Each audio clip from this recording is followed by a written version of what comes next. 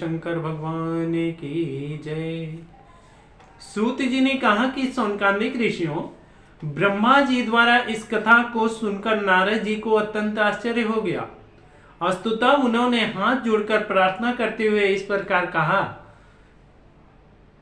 कि हे पिता, आप बताइए कि भगवान शिव के बिना विष्णु जी तथा अन्य सभी देवता दक्ष के यज्ञशाला में क्यों गए और वे दक्ष के यज्ञ को बचाने में सामर्थ्य क्यों रहे। ब्रह्मा जी ने उत्तर दिया कि हे नारद, पूर्व काल में मेरा एक छू नामक एक अत्यंत बलशाली पुत्र था। वह राजा था और दधीचि ऋषि का वह परम मित्र भी था। वे दोनों आनंद पूर्वक अपनी राजधानी में रहते थे। कुछ समय बाद ही छू को अपने सम्मान पद और राज्य पद का अभिमान हो गया। अतः वह अपने को सर्वश्रेष्ठ समझने लगा। एक बार उसने चैमन ऋषि के पुत्र दधीचि जी के साथ बहुत विवाद किया। छू कहता था कि राजा सर्वश्रेष्ठ है और दधीचि जी का कहना था कि ब्राह्मण सर्वश्रेष्ठ है, क्योंकि अन्य सभी लोग, जिसमें राजा भी सम्मिलित है, ब्राह्मण का पैर छूकर प्रणाम करते हैं। परंतु छू उसकी बातों को ना मानकर तथा उसके प्रमाण को अपने तर्क द्वारा काट देता था।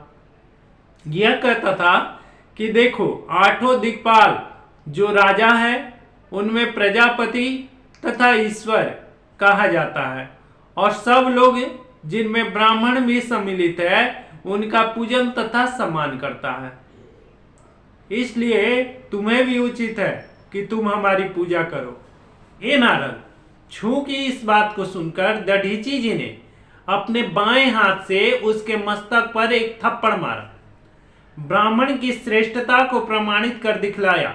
यह देखकर छू ने अपने हाथ में वज्र उठाकर दधीचि को मार डाला और इस प्रकार उस पर विजय प्राप्त कर ली। जिस समय दधीचि पृथ्वी पर गिरकर मरने को थे, उसी समय अपने गुरु का स्मरण करके उसने अपने प्राण त्याग दिए। उसकी प्रार्थना को सुनकर शुक्राचार्य जी शीघ्रता पूर्वक उस स्थान पर आ पहुंचे और उन्होंने दधीचि के छिन्न भिन्न शरीर को, उनके भिन्न भिन्न शरीरों को एकत्र करके पुनर्जीवन प्रदान किया।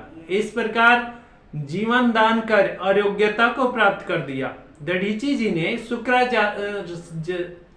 शुक्राचार्य जी से पूछा कि हे गुरु जी, आप मुझे कोई ऐसी युक्ति बताइए कि जिससे मैं अमर पद को प्राप्त कर सकूं।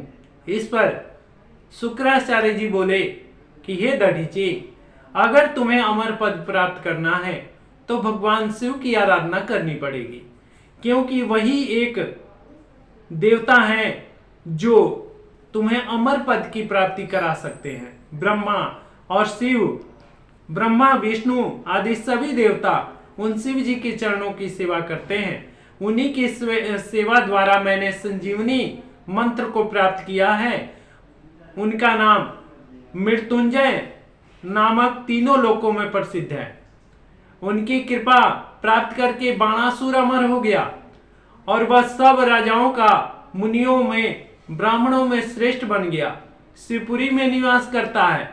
शिवजी की सेवा करके दुर्वासा ऋषि तीनों लोकों के स्वामी बन बैठे और अपने उत्तम चरित्र द्वारा धैर्य को धारण किए रहते हैं तथा शिवजी की सेवा करने के कारण विश्वामित्र मुनि भी ब्राह्मण पद को प्राप्त कर लिए और नवीन सृष्टि के उत्पन्न कर अनेक प्रकार के न्यूनतम वस्तुओं को जन्म दिया।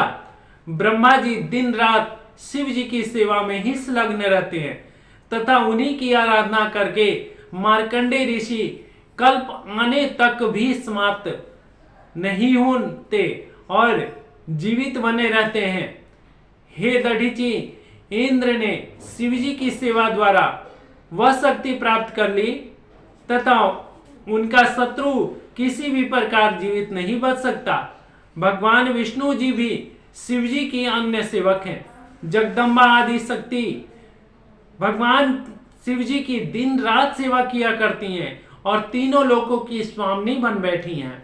रामचंद्र, परशुराम, बलराम शिव जी की पूजा के द्वारा ही अपना नाम अमर कर लिए हैं। विकट, अंगिरा, गौतम शिव जी के पूजन करके अमर पद को प्राप्त किए। बृहस्पति जी ने भी शिव जी की ही सेवा करके आज देवताओं के गुरु बने हुए हैं और शिव गणों में सम्मिलित हो गए। वैश्यवर्ण, नंदी शिव जी की सेवा द्वारा ही उच्च पद को प्राप्त किया है।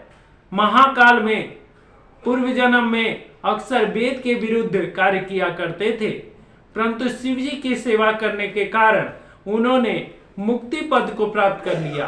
ब्रह्मा तथा विष्णु ने परस्पर विवाद करने के उपरांत भी शिव जी के आदि तथा अंत को नहीं पाया। अतः एक राक्षसी ने धोखे से शिव मंदिर में शिव जी के शिवालय को धोया था। वह राक्षसी अंत में जब वह मृत्यु को प्राप्त हुई तो उनके पुण्य प्रताप से वह एक राजपुत्री बन गई। और एक बार एक चोर ने शिवालय में अपने शरीर का त्याग किया था, जिससे वो परम पद को प्राप्त कर लिया। बोलो शिव शंकर भगवान की जय।